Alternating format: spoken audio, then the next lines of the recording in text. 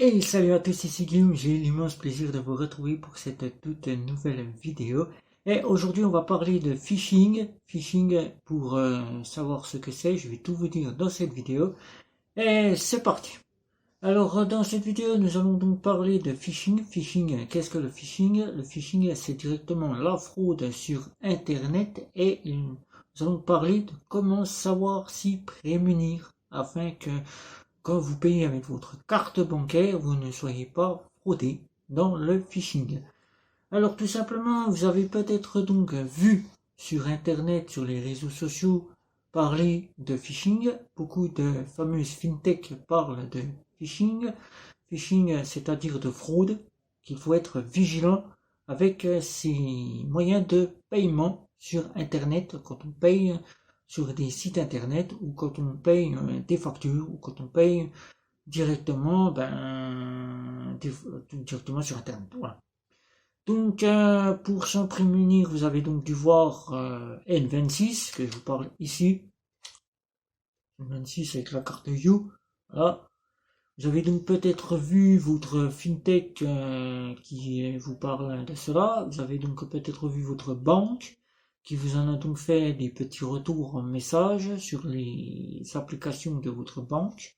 Vous avez peut-être vu la néobanque Orange Bank pour les clients qui, dès que vous ouvrez votre application, en gros, sur la page arrive attention, évitez la fraude, le phishing. Voilà, faites très attention, ne communiquez pas les identifiants. Nous allons voir comment s'en prémunir.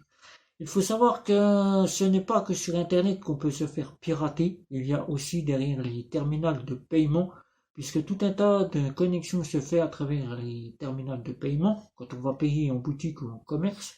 Et sur internet, quand on paye, on a tendance à n'utiliser que sa carte bancaire et à tout de suite se dire, bah oui, bah c'est bon, j'enregistre ma carte bancaire dans le site internet et la prochaine fois, tout simplement, je n'en ai plus qu'à cliquer et mon paiement sera donc effectué. Première chose à faire quand vous êtes sur internet ou quand vous êtes directement au TPE, il faut connaître déjà la banque. Connaître la banque auquel nous sommes affiliés. C'est-à-dire vous partez avec M26, Orange Bank, puisque nous allons partir dans ces deux banques-là. Il faut connaître sa banque, savoir si vous êtes dans une banque avec un moyen de paiement ou si vous êtes dans une banque néobancaire ou dans une banque bancaire. Qui dit néobanque et banque dit licence bancaire à hauteur de 100 000 euros. Les comptes de paiement n'ayant pas ces 100 000 euros n'ont pas de licence. Donc déjà, vous êtes moins sécurisé de ce côté-là. Il faut savoir aussi que tout un tas d'options sont différentes à travers une banque et une néobanque. Là, il faut connaître aussi quelles sont les sécurités prises en charge par la banque auquel vous êtes, la néobanque ou le compte de paiement. Vous rendre tout simplement dans l'onglet carte de votre banque. C'est le premier point qu'il faut voir sur votre compte avec votre carte chez Orange Bank ou votre carte de chez N26. Regardez les options qu'elle propose. Propose-t-elle un blocage de la carte? Propose-t-elle d'autres options?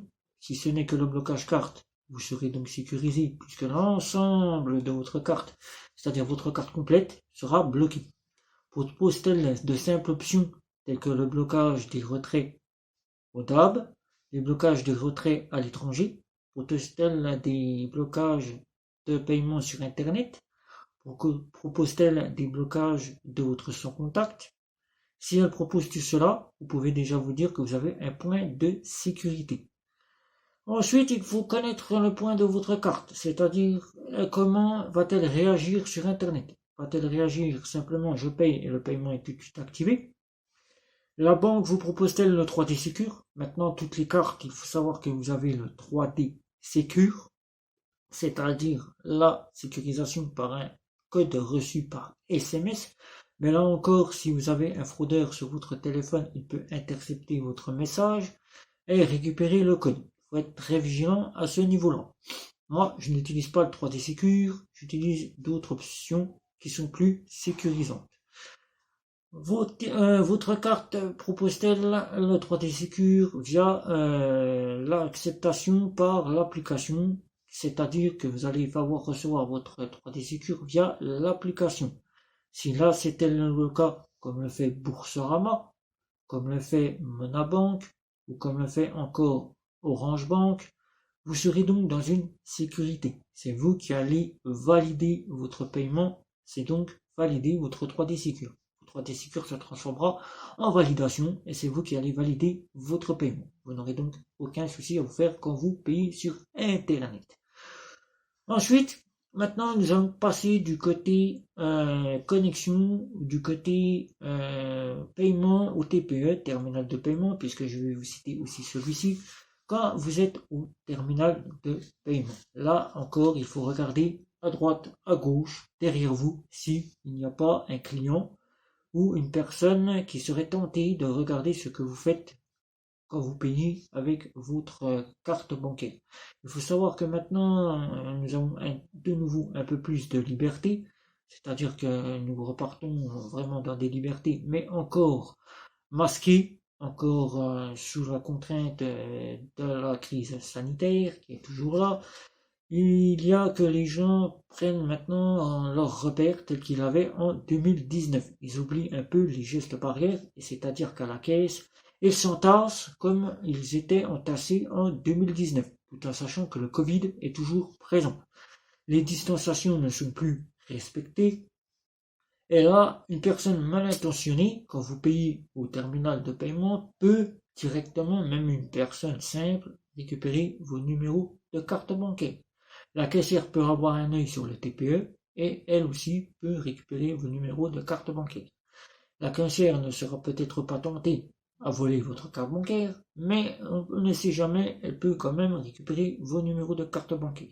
Ainsi que les numéros en relief. Si vous avez une carte en relief, elle pourra peut-être, si les numéros sont à part, récupérer ces numéros. Attention, les caissières sont assez rapides. Les chiffres, ils les manipulent. Donc retenir un chiffre, c'est facile pour elles. Je vous le dis tout de suite, j'en ai fait les frais. Voilà. Donc, je ne vous dis pas des frais de fraude, mais j'en ai fait les frais que la caissière retient bien facilement les numéros de votre carte. Voilà. Donc ça peut être un frein de faire très attention à ce sujet-là. Vu qu'elle manipule les chiffres, il y a de fortes chances qu'elle puisse récupérer. Alors déjà, une chose, c'est de faire très attention quand vous sortez la carte de votre portefeuille. Les numéros en relief, ayez toujours la main comme je la mets sur cette carte. Vous cacherez donc les numéros en relief ainsi que le code, c'est-à-dire la date de validité, vous les cacherez et là vous serez donc sécurisé. Ayez toujours la puce de la façon comme ceci. Voilà. Ensuite, insérez la carte comme ceci dans le terminal de paiement, c'est-à-dire toujours les doigts sur le numéro en relief. Si vous avez une carte telle que l'on retrouve chez L26, sortez la carte de votre portefeuille en ayant la main comme ceci. Voilà, sortez-la de votre portefeuille comme ceci. Voilà. C'est-à-dire la main devant vous, votre portefeuille, vous l'ouvrez, vous sortez votre carte. Si vous avez une pochette RFID, ce qui est la plus sécurisée, vous la sortez, vous poussez, vous sortez votre carte en faisant très attention et vous insérez votre carte dans le TP. Voilà. Donc ensuite, une fois que vous êtes au terminal moyen, vous demandez le code PIN. On va vous demander le code PIN, c'est-à-dire le terminal de paiement, vous demandez le code PIN. Toujours ayez la main cachée, c'est-à-dire cachez le code, cachez le TPE. Cachez le TPE par tous les moyens. Mettez-vous le coude comme ceci et la main comme ceci pour cacher le TPE. Vous tapez vos chiffres, vous décachez et vous attendez que le paiement soit payé. Ensuite, vous regardez bien autour de vous, donc vous retirez votre carte, que personne n'est en train de regarder. Si malheureusement, vous retournez votre carte, si vous avez une carte comme ceci. Votre carte, comme ceci, voilà. Si vous avez une carte comme ceci, faites très attention que quand vous la retirez du TPE, vous ne faites pas apparaître vos numéros de carte bancaire. Là, tout se passera bien. Ensuite, quand vous êtes sorti de la caisse, le moyen que tout le monde n'utilise pas et qui ont peur que ça leur prenne un temps fou, c'est d'aller sur l'application et de vous rendre dans l'onglet carte. Je vous ai cité les différentes options de la carte, le blocage carte, le blocage des paiements retraitables, les blocages du paiement internet, les blocages du paiement à l'étranger, les blocages du 3D Secure. Là, personne ne prend le temps d'aller sur son application si vous n'utilisez pas une pochette RFID.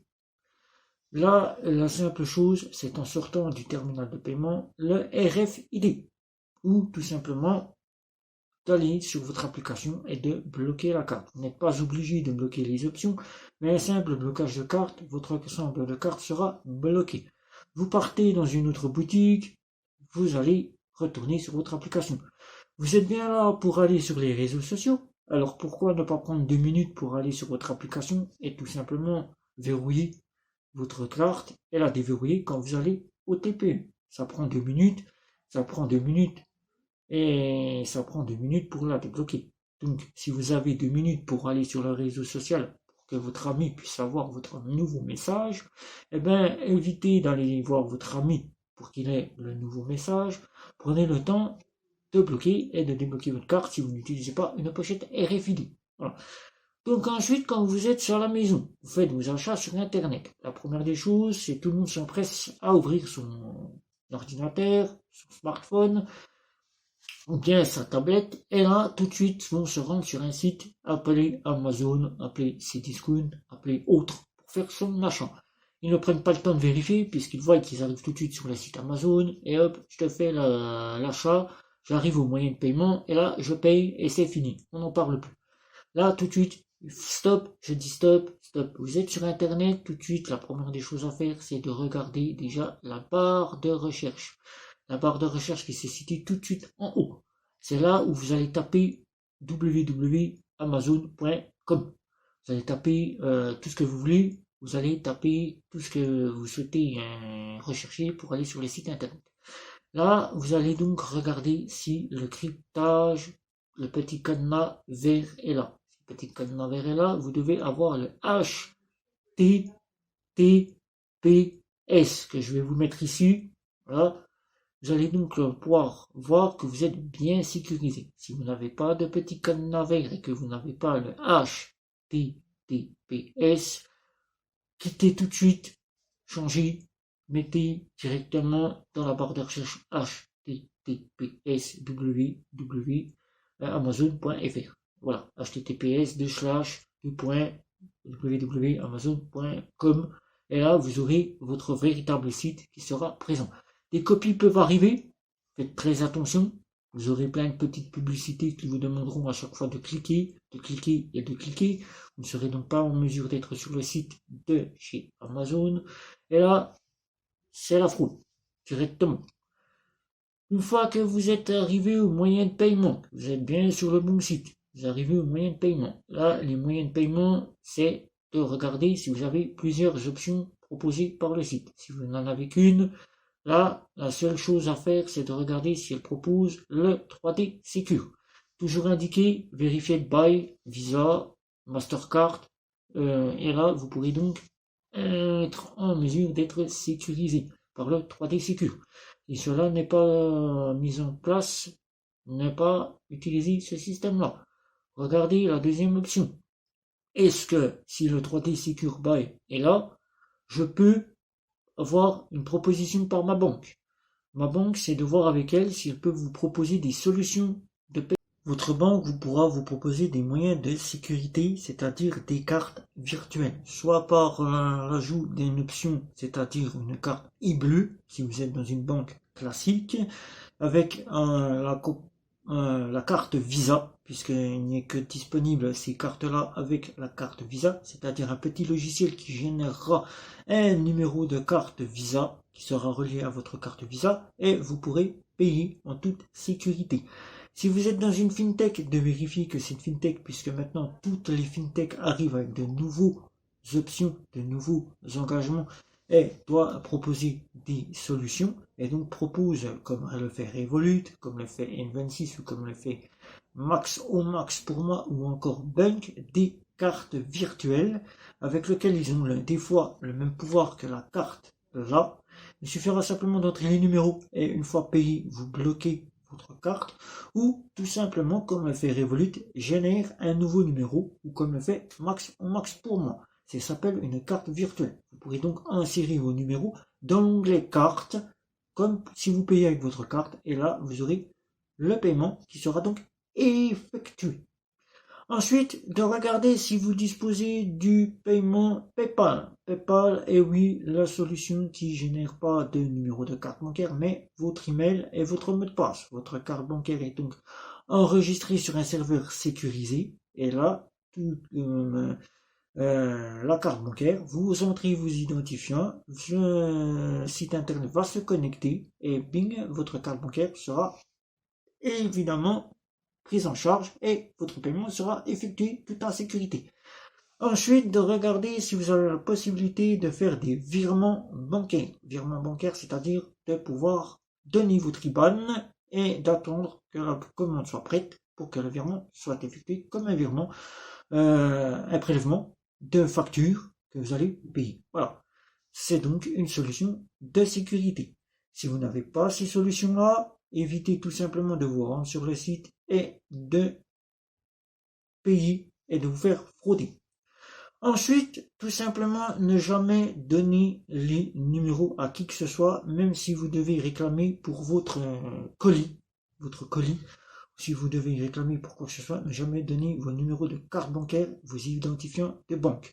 Comme il peut arriver, et qui arrive maintenant de plus en plus sur les réseaux sociaux, des personnes qui souhaitent vous faire des virements bancaires d'argent frauduleux, d'argent qui n'existe pas, tout simplement pour récupérer votre compte bancaire et l'utiliser à leur bon sens. Voilà. Donc, évitez de leur donner vos identifiants, de leur donner vos coordonnées bancaires, et tout simplement, évitez tout simplement de vous rendre et de bavarder avec ces gens-là.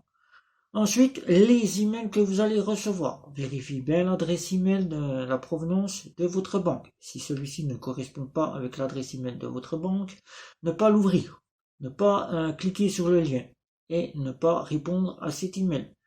Seule votre banque maintenant est capable de vous faire parvenir des messages par boîte email qu'elle a mise en disposition sur votre application, comme le fait Monabank, comme le fait encore Nickel, comme le fait encore Bank, comme le fait encore toute autre banque, sont capables de vous faire une boîte de réception d'email à partir de leur application. C'est 2 fois plus sécurisé. Les emails sont reçus directement dans cette boîte-là.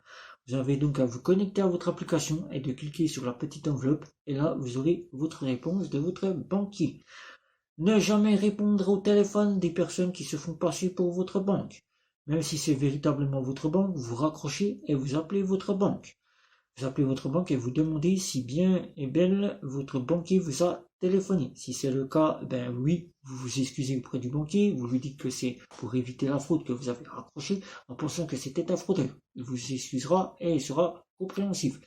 Si c'est quelqu'un d'autre qui se fait passer pour un banquier, écoutez bien la conversation et au moment, si cette personne vous demande vos identifiants, raccrochez, ne pas répondre. Et là, vous serez en toute sécurité. Votre application. Là, votre application bancaire dispose d'un email et d'un mot de passe. Votre email et votre mot de passe peuvent être piratés à tout moment.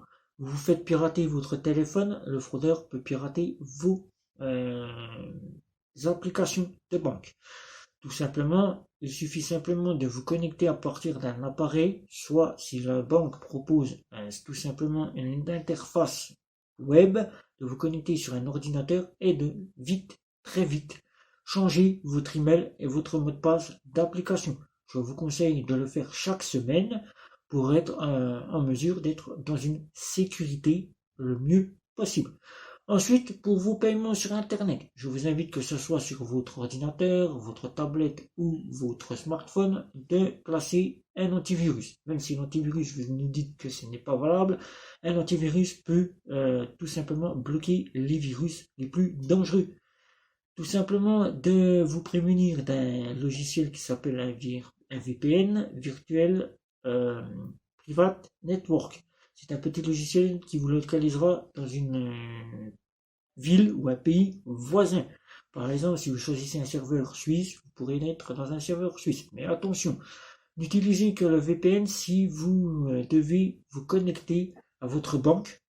Vous recevrez peut-être un message de votre banque vous demandant si vous êtes bien la personne. Si vous êtes bien la personne, ne répondez pas à ce message. Sinon, répondez à ce message. Et changez votre mot de passe et votre email. Sinon, vous serez en toute sécurité.